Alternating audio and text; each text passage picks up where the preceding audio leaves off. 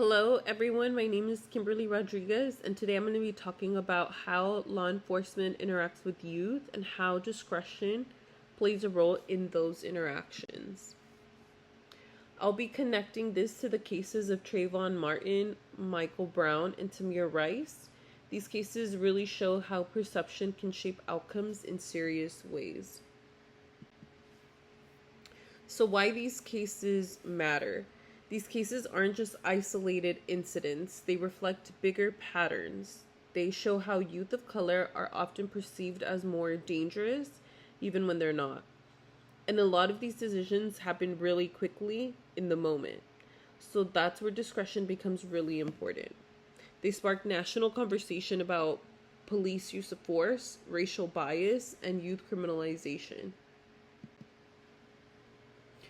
So a snapshot of these cases to briefly go over each. Trayvon Martin was an unarmed teen just walking home, and he was perceived as suspicious. Michael Brown was also unarmed, and the level of force used raised a lot of concern. And Tamir Rice was only 12 years old, holding a toy gun, and was shot within seconds. Across all of these, the common theme is the perception escalated the situation. And as you can see through all of these cases, there is no conviction, no indictment, no charges filed.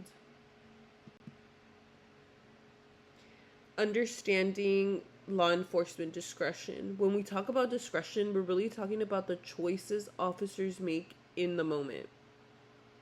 Like deciding if someone is a threat or whether to escalate or slow things down.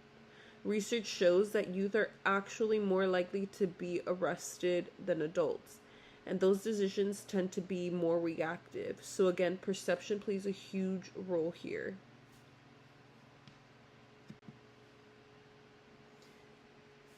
Law enforcement on the front lines. Law enforcement is often the first person to come in contact with youth, and the role isn't just enforcement, it can also be prevention, mentorship, and support. Things like community policing and school resource officers can really help build relationships, but that can either build trust or damage it. It just depends on how it's done. Where the system fails youth. Research also shows that youth are often misunderstood in these interactions. Studies found that youth are often treated more like offenders than people who might need help. Interactions can feel more like interrogations than support, and that can lead to mistrust and escalation, which connects back to what we saw in those cases. Confronting stereotypes. So one big question is, how do we address these issues? Some strategies include bias training, cultural competency, and trauma-informed approaches. Also, just building real relationships with youth through community engagement. It's about shifting from seeing youth as a threat to actually understanding their context.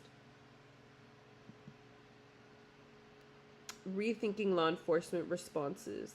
We also need to rethink how officers respond in these situations. That includes slowing things down and focusing on de-escalation, prioritizing the de-escalation over the force, and using alternatives like diversion programs, counseling, or restorative justice. Especially for youth, not every situation needs to lead to punishment.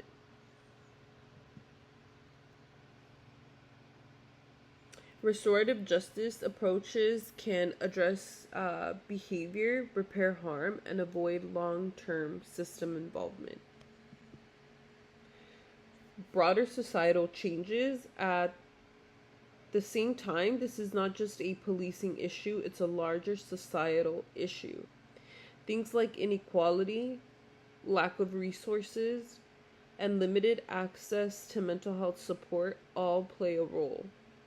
So we need more investment in communities and prevention, and less reliance on police for situations that aren't really criminal.